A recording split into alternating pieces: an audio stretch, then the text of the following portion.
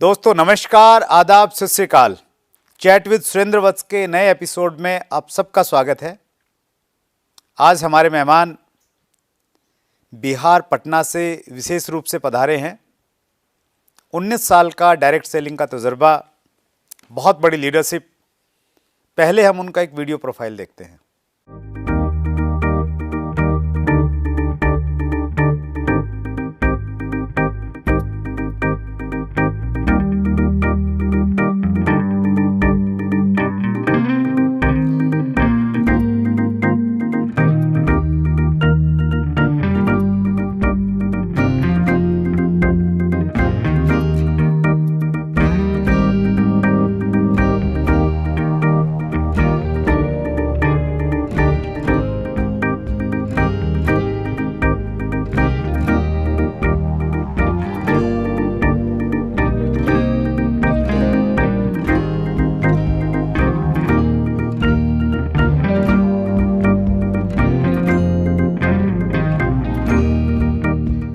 और जैसा आपने देखा, आज हमारे मेहमान हैं चिंटू मनीष जी।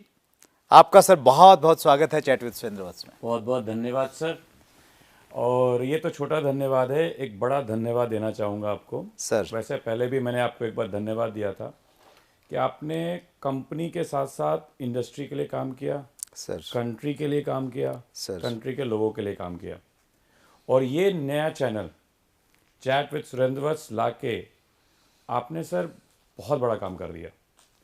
आपने जब शुरू किया होगा तो सोचे होंगे कि कुछ फ़ायदा होगा, पर सर ये कुछ फ़ायदा नहीं होगा, ये बहुत बड़ा फ़ायदा होगा। इसके लिए फिर से एक बार आपको बहुत बहुत मुबारक, बहुत बहुत धन्यवाद, बहुत बहुत शुक्रिया अपने तरफ से, पूरे इंडिया के पीपल के तरफ से sir. Thank you so much sir. देखिए, मुझे ये लगता है कि चलो मैंने प्रयास किया, और मैं तो दिल्ली में हूँ, यहाँ स्टूडियो में हम लोग शूट कर लेते हैं, लेकिन पटना से आप आए, टाइम दिया, धन लगाया, एनर्जी खर्च की।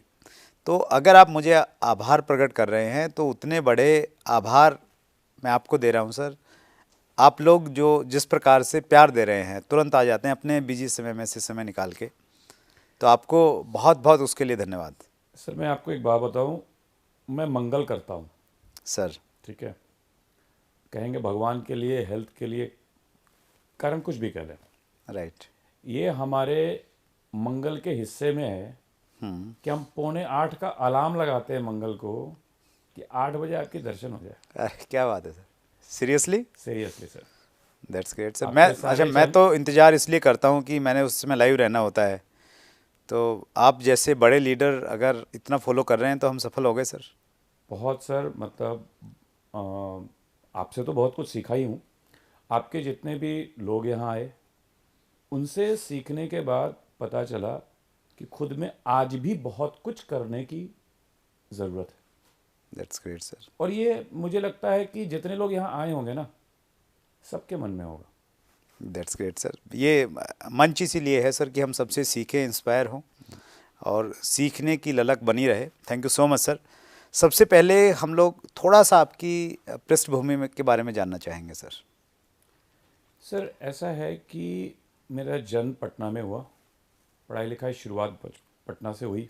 डॉन बॉस्कोस में मैं बचपन में पढ़ा, फिर हमारी शिफ्टिंग हो गई, हम झारखंड चले गए, हज़ारीबाग। वहाँ एक बहुत अच्छी स्कूल थी, सेंट जेवियर्स, मुझे वहाँ पढ़ने का मौका मिला। उसके बाद मैंने ग्रेजुएशन फिर पटना से आके किया। राइट। फिर मैं सिक्किम मणिपाल से मैनेजमेंट किया। हमारी मदर जो डबल एमए हैं, बीएड हैं, एमएड हैं, अच्छा। एमफिल हैं, डिलीट हैं, पीएचडी की हैं, वंडरफुल। अनगिनत कोर्सेज हैं। कितने गवर्नर से उनको सर्टिफिकेट मिले, प्रेसिडेंट से मतलब उनको मिलते रहती हैं। मेरे फादर होम्योपैथी से डॉक्टर रहे हैं, पर उन्होंने बिजनेस किया, होम्योपैथी प्रैक्टिस नहीं किया। मेरे 2 बड़े भाई हैं, मेरी बड़ी बहन है जो सबसे बड़ी हैं, वो मेरी एक गुरु भी हैं। अच्छा। और मैं घर में सबसे छोटा, सबसे नटखट। सबसे लाडले। सबसे लाडले तो हैं ही सर, सब मुझे बहुत प्यार करते हैं। Generally sir direct selling industry में जो कहानियाँ हम लोग सुनते हैं तो वो ज़्यादा संघर्ष की कहानियाँ होती है, बचपन बड़े अभाव में गुजरा होता है। आपकी कहानी थोड़ी अलग लग रही है। नहीं सर, ये कहानी का एक पार्ट बताया आपको, जी। ठीक है। मैंने अभी बोला कि मेरे फादर की बिजनेस थी, लेकिन जब मैं बहुत छोटा था, शायद याद भी नहीं थी बहुत सारी चीज़ें, उस वक्त मेरे फादर का बिजनेस फेल हो गया। अच्छा। हल्की झलक है, कार हुआ करती थी जो बिक गई, सामने से गई, आंखों के सामने से। अपना घर हुआ करता था पटना में, 10 कट्ठे में घर था, हल्का सा ग्राउंड याद है। आज तक दोबारा वो मकान देखने नहीं गया सर, अच्छा। लेकिन हल्की सी झलक याद है। जानता हूँ उसके इस मोहल्ले में थी, पर गया नहीं। रेपुटेशन थी, इज्जत थी, सब खत्म हो गया। पैटर्नल गांव पे ज़मीन थी, वो दादाजी ने बेच के फादर का बैंक लोन अदा किया। इसके बाद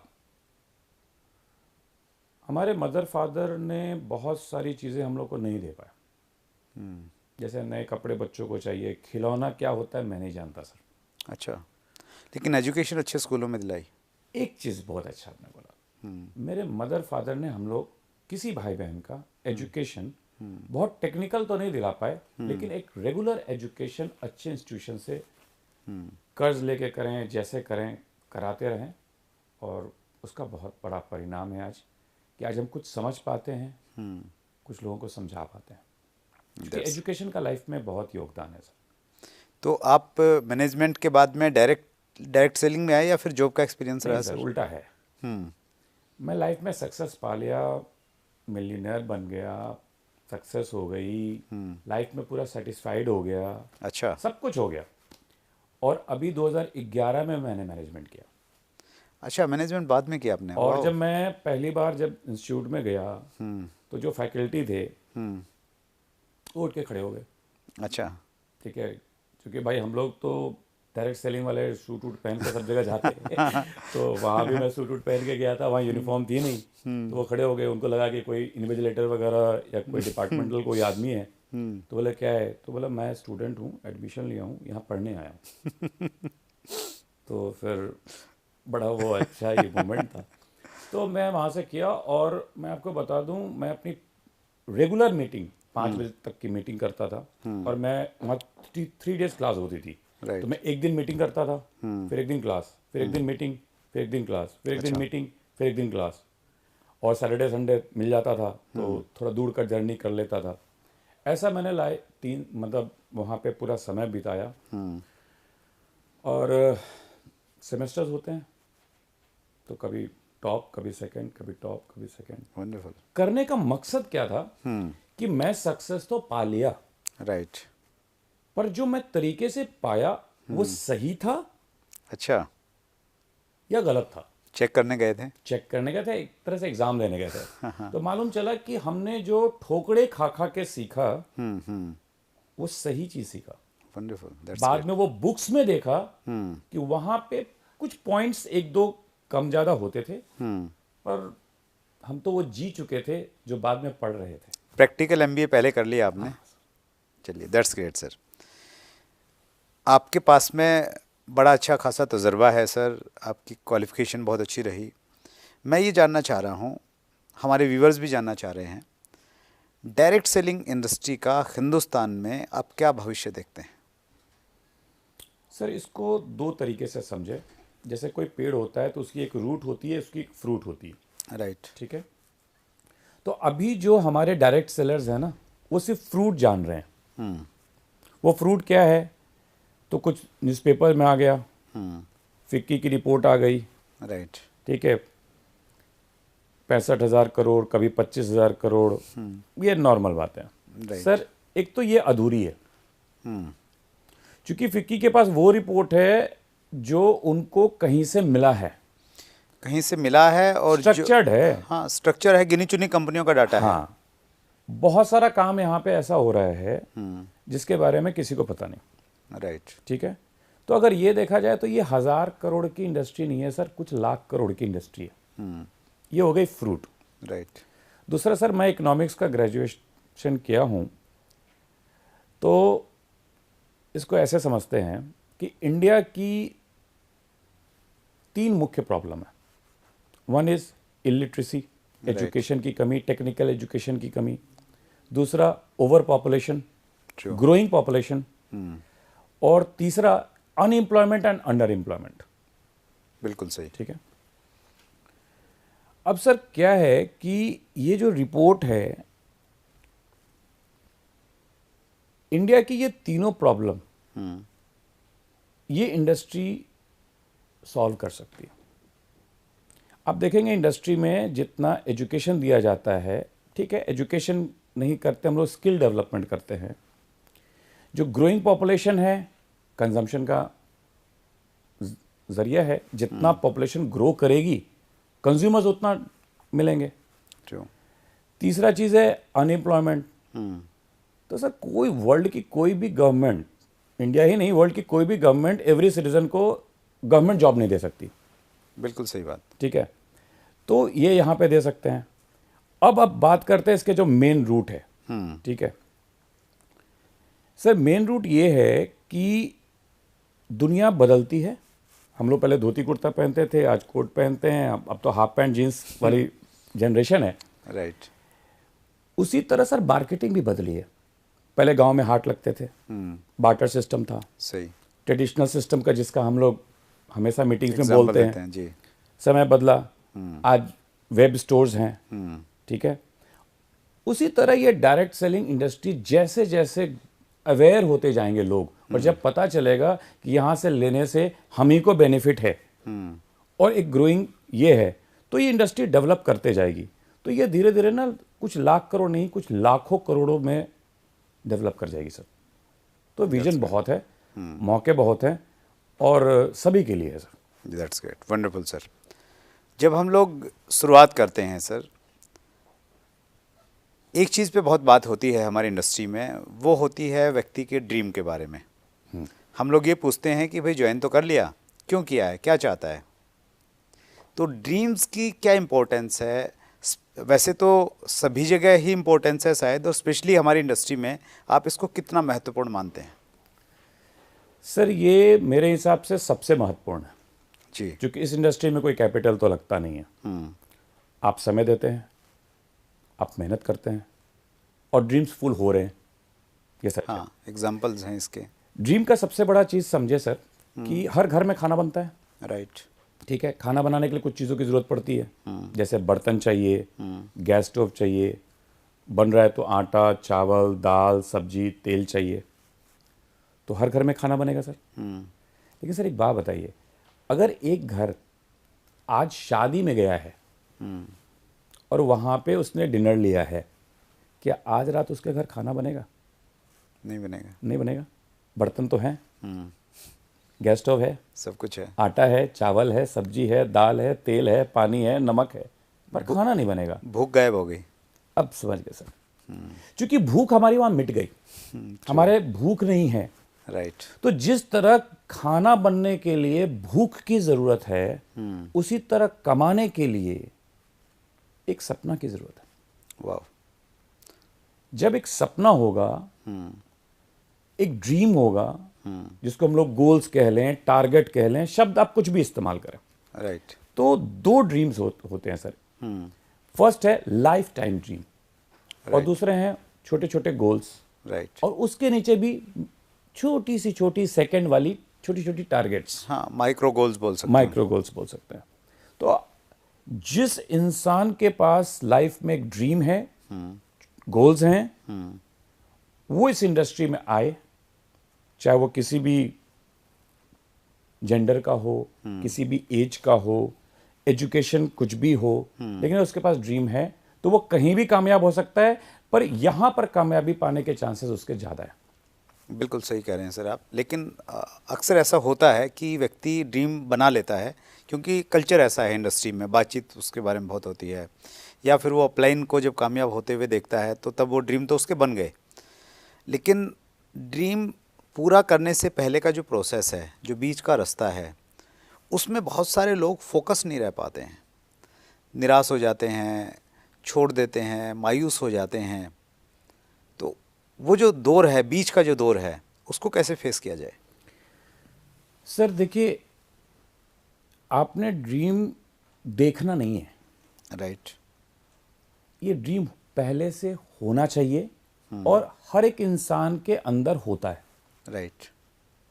आप ना वर्कशॉप में जाकर ड्रीम मत बनाइए, आप अपने जीवन में झांकिए कि आपके जीवन में कुछ न कुछ ऐसे इंसिडेंट्स हुए होंगे जहां आपके मन में कुछ न कुछ चाहत हुई होगी, उसको खगालिए और उसको ड्रीम बनाइए। पहला तो ये। दूसरे का ड्रीम को अपने ऊपर मत थोपिए। जो नेक्स्ट, इस पे फोकस रखने के लिए क्या करना है, तो इसके 2 प्रोसेस है सर। आप ड्रीम पाना चाहते हैं, बीच में प्रॉब्लम्स आएंगी, चैलेंजेस आएंगी। जैसे एक बच्ची, छोटी सी बच्ची है 5-6 साल की, वो 20 साल की होती है, 25 साल में माँ बनती है।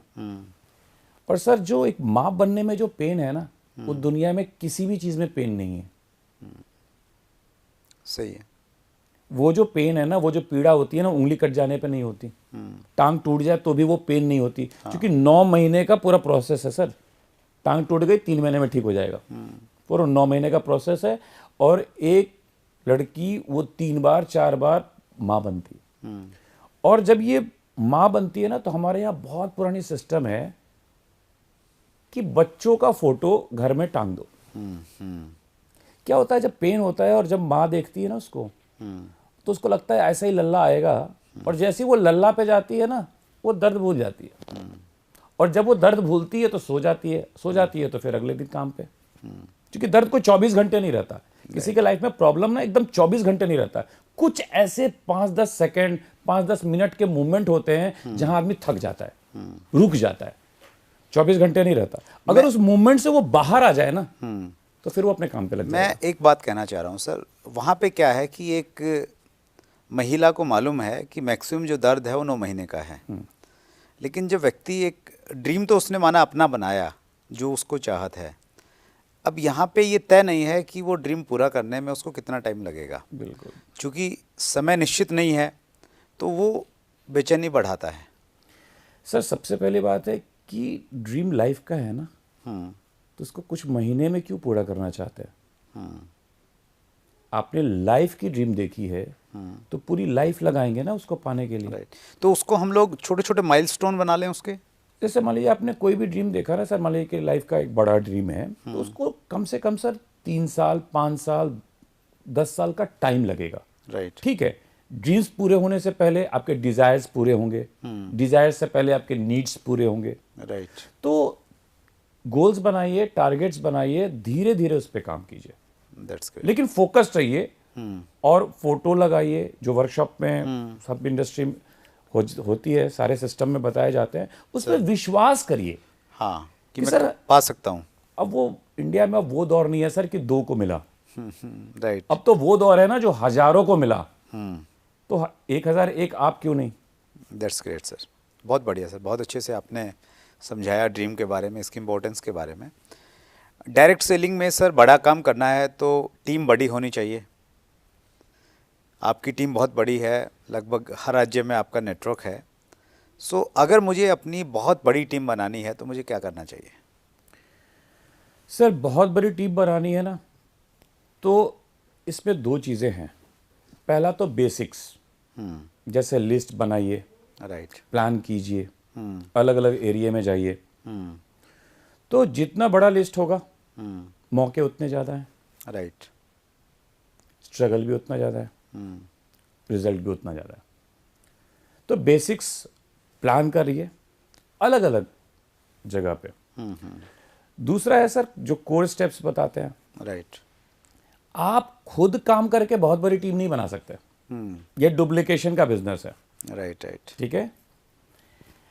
आप जिन लोगों के साथ काम करते हैं उनको डेवलप कीजिए जो आपकी तरह ना हो, या तो आपसे कुछ कम हो या आपसे और बेहतर हो, और वो डेवलप कर देंगे आपकी बड़ी टीम।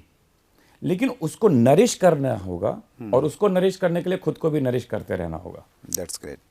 मतलब ये डुप्लीकेशन का बिजनेस है। मैं ये सोचूं कि जो लोग मेरे साथ में आ रहे हैं वो इंडिपेंडेंट बने, जो काम मैं कर रहा हूँ, जो मेरा विज़न है, जो मेरा कमिटमेंट लेवल है, वो सारा उनका हो जाए, तो फिर मल्टीप्लाई होती जाएगी टीम। बिल्कुल बिल्कुल। That's great sir. हमने आपका कमिंग सून का वीडियो डाला था सर, बहुत सारे व्यूअर्स ने प्रश्न किए हैं, अगर आपकी इजाज़त है तो मैं कुछ प्रश्न लेना चाहता हूँ। बिल्कुल सर, पूछें। Thank you sir. Raju Ram ji का प्रश्न है, नए साल में सर हमें बताएं कि बड़े बड़े बंदर लीडर से खुद को कैसे बचाएं जो अपनी कामयाबी के लिए हमारा यूज़ करते हैं। ये एक बड़ा गलत सा ट्रेंड एक्चुअली इंडस्ट्री में स्टार्ट हो गया है पिछले कुछ दिनों से। स्पेशली जो लोग सोशल मीडिया पे एक्टिव रहते हैं सर, तो वो उनकी अचीवमेंट क्या कितनी बड़ी है वो ज़्यादा लोग नहीं जानते हैं, लेकिन वो चूँकि बार बार फेसबुक पे, यूट्यूब पे कहीं ना कहीं दिखते हैं तो लोगों को लगता है कि ये बहुत बड़े बहुत महान लीडर्स हैं। और वो अगर कहीं इधर उधर जाते हैं तो लोगों को दुख भी होती है, तकलीफ़ भी होती है, और कहीं ना कहीं लोगों का विश्वास भी हिलता है। तो यही प्रश्न ये पूछना चाहते हैं, क्या कहना चाहेंगे? सर देखिए, सबसे बड़ी बात क्या है ना कि विश्वास तो करना पड़ेगा। विश्वास किए बगैर तो ज़िंदगी चलने से रही। भरोसा करना पड़ेगा। लेकिन आप जब भरोसा करें किसी पे तो उस भरोसे पर पूरा डिपेंडेंट ना हो जाए। राइट। आप काम को सीखें, जानें, उसके बाद मान लीजिए कि वो आपको यूज़ करके चले जा रहे हैं तो उनको जाने दें। अगर आपकी कंपनी सही है, आपका प्रोडक्ट सही है, आपका सिस्टम सही है, प्लान सही है, वो गवर्नमेंट ऑफ इंडिया के गाइडलाइंस को कंपनी फॉलो करती है सर, तो जाने दीजिए। सर अभी कुछ दिन पहले मेरे पिताजी नहीं रहे, हम जीवित हैं सर, आज काम कर रहे हैं। राइट। मैं बहुत छोटा था तो मेरे दादाजी एक्सपायर किए थे, तो 4 महीने तक मैं बहुत परेशान रहा था इमोशनली। मुझे लगता था कि वो अब थोड़े देर में आएंगे, लेकिन पिताजी जब चले गए तो 1 घंटा बाद मुझे पता था कि ये नहीं आएंगे। Right right. तो बचपन में हमारी मैच्योरिटी नहीं थी, और पिताजी गए तो हम मैच्योर हो चुके थे। तो सर इनको खुद मैच्योर होना होगा, तो फिर कोई दूसरा इनको कभी यूज़ नहीं कर पाएगा। हाँ, कोई किधर भी जाए उससे मेरा फ़र्क नहीं कोई पड़ता, फर्क नहीं उसके पड़ता। अपने कारण हैं, अपनी वजह हैं, क्या छिपा हुआ है पीछे हमें नहीं मालूम। ज़रूरत भी नहीं जानने का। That's great sir. Prakash Sharma का प्रश्न है, मेट्रो सिटीज़ में कैसे बिजनेस डेवलप करें और लीडरशिप की डेफिनेशन क्या है? 2 चीज़ें पूछ रहे हैं। सर 2 सवाल है। सर मेट्रो में एक समस्या है जिसे बिल्ड करने में लोगों को दिक्कत होती है। सर, समस्या ये है कि डायरेक्ट सेलिंग में पैसा आने में वक्त लगता है, और मेट्रो सिटीज़ में बिना काम किए तो रह नहीं पाते लोग 1 दिन, 1 महीना। राइट। अगर वो रेंट पे हैं तो नहीं रह पाते, और अगर ईएमआई पे घर ले लिया है तब तो कोई गुलाम हो गए, वो मजबूरी है उनका, अब कुछ सोच भी नहीं सकते। तो मेट्रो में जब काम करें ना तो वहाँ पे 2 फार्मूला दें। सर, नेटवर्क इंडस्ट्री में, डायरेक्ट सेलिंग इंडस्ट्री में काम करने के 2 तरीका है। 40 hours in a week, 40 hours in a month. अच्छा। इसका मतलब क्या हुआ? जो 40 आवर्स इन अ वीक दे रहे हैं वो फुल टाइमर है, ओके।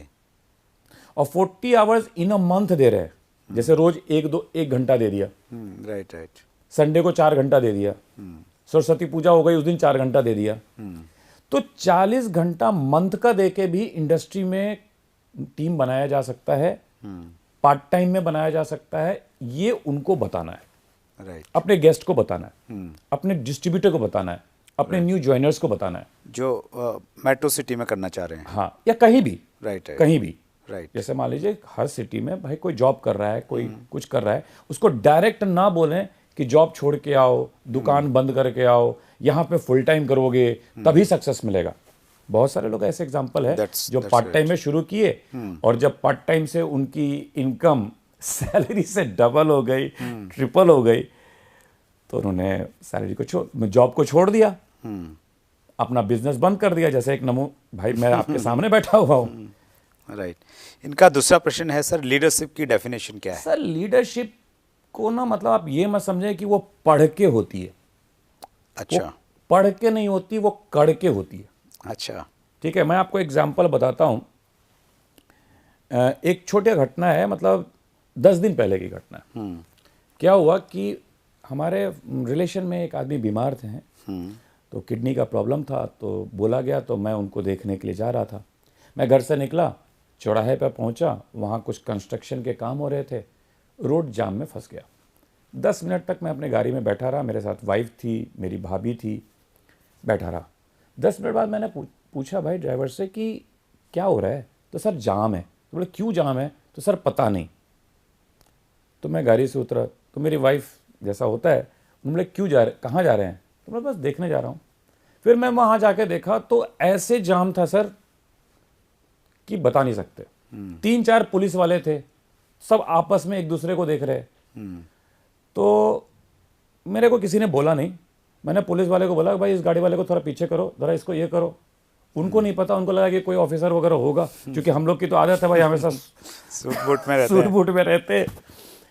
तो 15-20 मिनट मैं थोड़ा थोड़ा आगे पीछे हुआ, फिर गाड़ी निकलने लगी। और मैं आपको ताज्जुब की बात बताता हूँ सर कि मैं अपने रूट की गाड़ी बाद में निकाला, क्योंकि मेरी रूट की गाड़ी निकलती ना तो जाम शायद नहीं छूटता।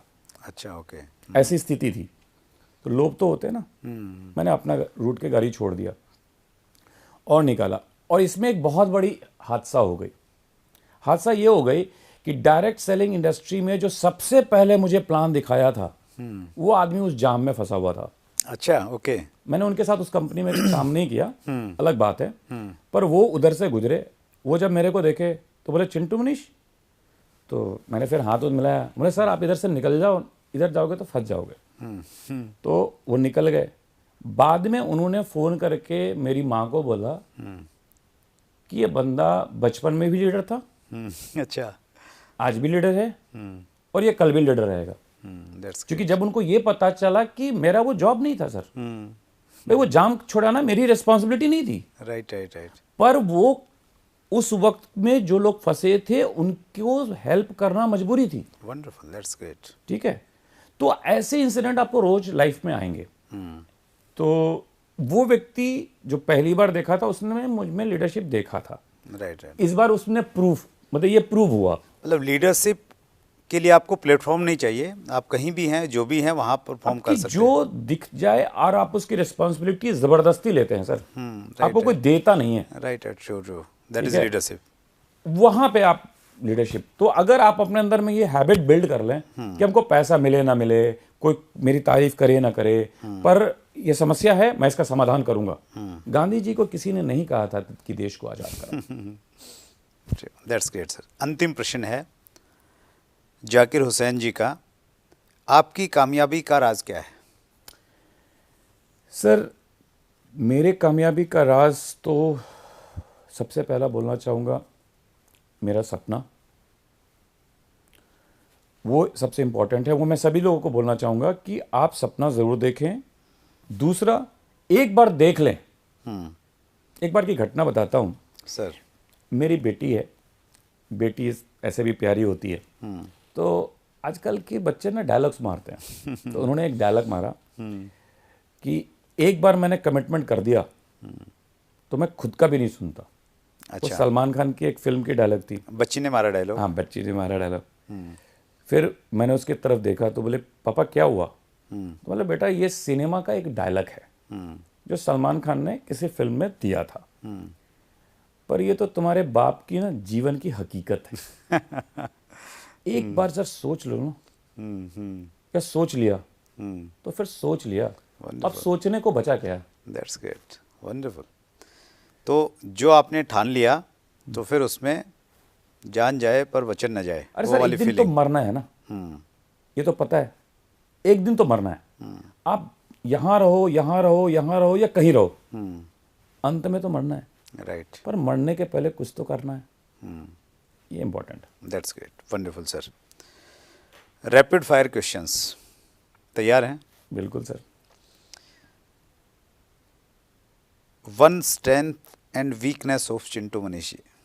सर स्ट्रेंथ ये है हमारी कि हमारे जीवन में जितनी भी घटनाएं होती हैं, मैं उन घटनाओं को भूलता नहीं। मैं जो एक बार पढ़ लेता हूँ वो मैं भूलता नहीं।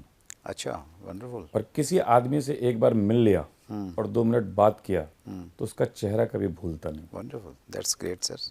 और वीकनेस सर? वीकनेस ये है सर कि मैं अंदर से बहुत इमोशनल आदमी हूँ। अच्छा। और मुझसे कोई भी मिले मैं तुरंत विश्वास करता हूँ। अच्छा। ठीक है, झटका लग जाती है इस विश्वास में, कोई पैसे का झटका मारता है, कोई साल भर हमसे सीख लेता है, फिर झटका मार के वो चला जाता है। बदला लीडर चले जाते हैं। तो एक इमोशनल सेटबैक मिलता है, लेकिन मुझे कोई रिग्रेट नहीं है सर। राइट। क्यों रिग्रेट नहीं है इस बात को लेकर के? क्योंकि विश्वास करता हूं कुछ लोग धोखे देते हैं, लेकिन विश्वास का नतीजा है कि आप जैसे दोस्त भी तो मिलते हैं। True true, law of average काम करता है। ठीक है सर। तो मान लीजिए कि अगर किसी ने धोखा दिया, कोई 5,000 का दिया कि 50,000, उसकी हैसियत ही उतने की थी। कोई 2 महीना में छोड़ के गया, कोई 3 साल में छोड़ के गया, उसकी हैसियत उतनी की थी। लेकिन सर बहुत सारे लोग बचपन से आज मेरे साथ थे, और मेरा जिनके साथ भी बिजनेस चल रहा है 20-20 साल, 25-25 साल, 15-15 साल से उनके रिलेशन है, और मैं चेंज नहीं करता। That's great. जिनसे पट गई पट गई। पट गई। Happiest moment of your life? Happiest moment सबसे ज़्यादा खुशी कब हुई? सर वैसे तो ज़िंदगी में हर रोज़ खुशी ही खुशी है, मान लो तो हर वक्त खुशी है, और छेड़ने लगो तो हर वक्त दुखी दुख है। सबसे ज़्यादा खुशी का दिन? सर बताता हूँ, वो भी इस इंडस्ट्री के कारण ही हुआ। सर हुआ क्या था कि मैं बहुत छोटा था, मेरे फादर की बिजनेस फेल हो गई, कार को जाते देखा तो दिल में आया था कि मेरे पास भी कार होनी चाहिए अपनी। घर गया तो हुआ कि मेरी अपनी घर होनी चाहिए। उसी में एक हादसा हुआ कि हमारे जान पहचान में एक आदमी ने, उसको शौक था, उसने एक सेकेंड हैंड मर्सिडीज खरीदा था। अच्छा। ठीक है। और मैं करीब 4 साल का था, और मैंने बताया ना मैं कोई मोमेंट भूलता नहीं।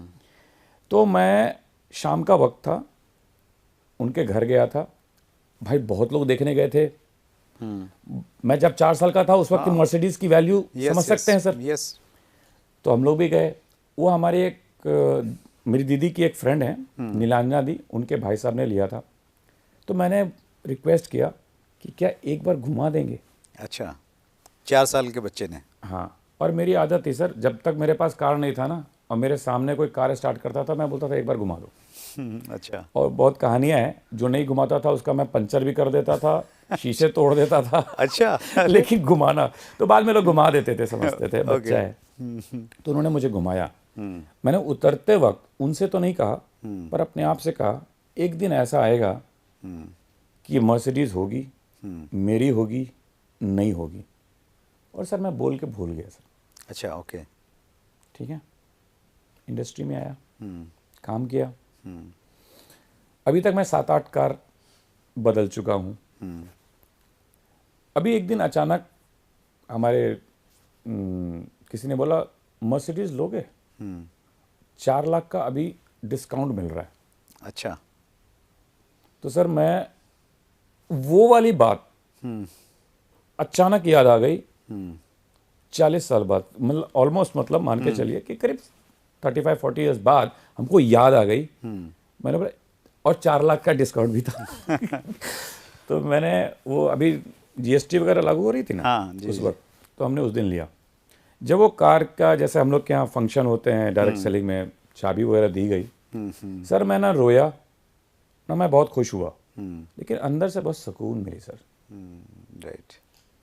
किस इंडस्ट्री ने मुझे वो कर दिया जो मैंने बचपन में कभी सोचा था। बीच बीच में आता था, लेकिन उतना उस पर फोकस नहीं था, क्योंकि गाड़ियाँ मेरे पास कई हैं, घर वर सब कुछ है ही। तो वो उसमें एक अलग खुशी महसूस हुई, सर क्योंकि कहीं ना खुशी कहीं एक वो होती ड्रीम है में चिल्ला थे। के, और एक होती है अंदर अंदर गुदगुदा के। हाँ हाँ। सर वो मेरा हैप्पीएस्ट मोमेंट था। मेरे को वो ना, मतलब वो 4 साल की उम्र और पूरा जर्नी एक सिनेमा की तरह घूम गया मेरे लिए। That's good. Any regret of your life? कोई पश्चाताप है अब तक ये नहीं कर पाया?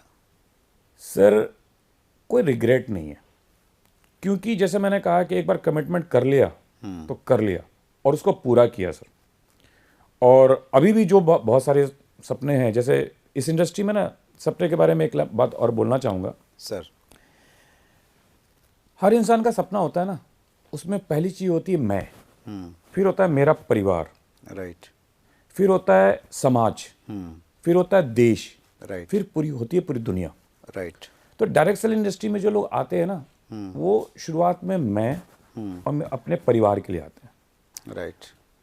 इस इंडस्ट्री में आने के बाद जो मैंने सीखा और जाना, वो ये कि जब आप अपने लिए कोई काम करते हैं और आप खुश होते हैं तो आप बहुत देर तक खुश नहीं रह सकते। लेकिन आप काम करते हैं, जैसे आप कोई आदमी ड्रिंक करता है सर, वो खुश हो गया, तो लेकिन हो सकता है उसकी पत्नी खुश ना हो, उसके बच्चे खुश ना हो, जो ठीक है, ऐसा होता है।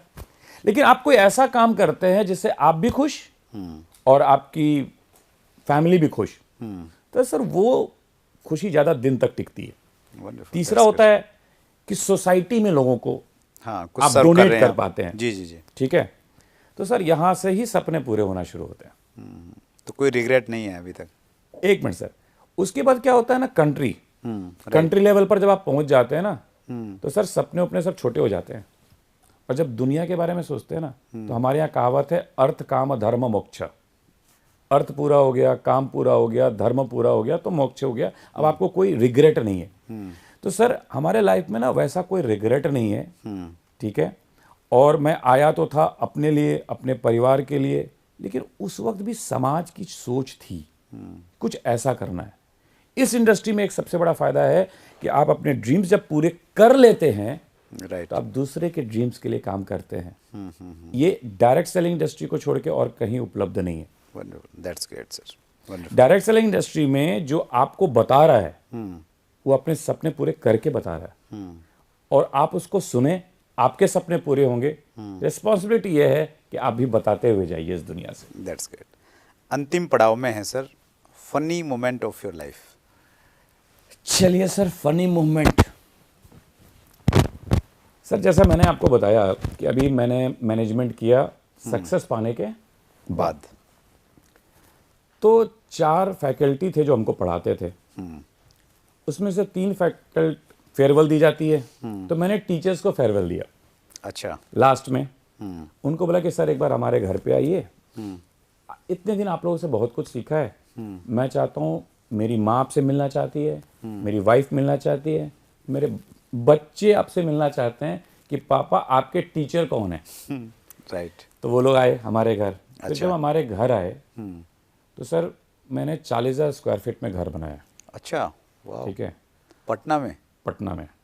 और उसमें ही मज़ेदार बात बता दूं, उसमें 2,500 स्क्वायर फीट में मैं रहता हूँ, बाकी का 37,000 स्क्वायर फीट में हमारे डिस्ट्रीब्यूटर्स रहते हैं। अच्छा। मतलब वहाँ ट्रेनिंग सेंटर एक बनाया है, हाँ हाँ, जिसमें 200 लोग का रहना, खाना पीना सब कुछ होता है। Wonderful. तो ऑल ओवर इंडिया से जो लोग आते हैं वो नाइट स्टे वहाँ करते हैं। 2 डेज 3 डेज का जो वर्कशॉप करते हैं ना, तो वो हम लोग कोई होटल में नहीं करते, राइट, वो हम अपने घर पे ही सारा व्यवस्था कर लिए। ग्रेट। तो वो लोग आए, उसको देखे, फिर मेरे ट्रेनिंग सेंटर को देखे, मेरे ऑफिस को देखे, मेरे गोडाउन भी सर उसी में, राइट। गोडाउन को देखे। तो एक फैकल्टी ने मुझसे पूछा कि सर मैंने आपको मैनेजमेंट तो सिखाया, बिजनेस सिखाया, पैसा कमाने के बारे में सिखाया, थ्योरी में सिखाया, पर सच में कमाते कैसे हैं ये आप हमको सिखा दो। वाह, ठीक है। वंडरफुल। तो मैं, जैसे अभी आप हंसे ना सर, बिल्कुल ऐसे ही मैं हंसा। ठीक है। तो फिर मैंने उनको बोला कि सर आप दूसरे के लिए काम करते हैं, राइट। इसलिए पैसे आपको नहीं आते, पैसे उनको जाते हैं जिनके लिए आप काम करते हैं। तो बोले क्या करना चाहिए? तो बोले वही जो मैं अभी इंटरव्यू में कहा, अपने बचपन में झांकिए, अपने सपने को याद कीजिए। मैंने उनको बोला कि आप अपने सपने देखिए।